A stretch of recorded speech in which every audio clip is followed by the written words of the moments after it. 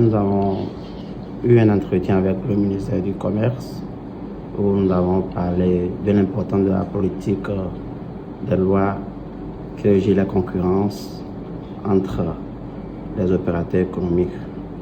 Donc, avec cette formation, nous avons appris comment est-ce que nous pouvons contribuer à la lutte contre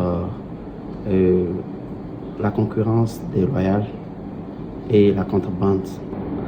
Avec cette formation, je pense que sur le terrain, nous avons des astuces pour pouvoir cibler les produits qui ne respectent pas les normes, qui sont pas en vigueur par rapport à la loi prescrite par l'autorité compétente.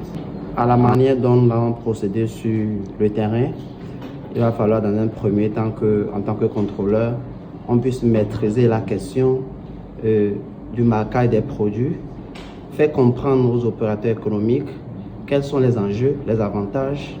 En tant que contrôleur, par rapport à la formation que nous avons eue aujourd'hui, si nous rentrons sur le terrain, nous voyons l'opérateur économique dans son activité, dans un premier temps, il va falloir que nous soyons courtois.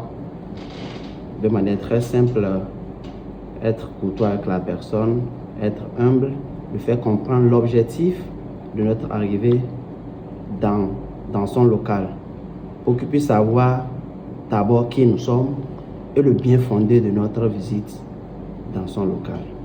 Et avec ça, je pense que le travail serait bien fait avec les agents et les opérateurs économiques. Par rapport aux non-conformités, lors de l'exercice de nos tâches, dans un premier temps, il va falloir interpeller l'opérateur économique pour qu'on puisse comprendre la raison pour laquelle cette dernière n'est pas en règle avec les prescriptions de l'autorité.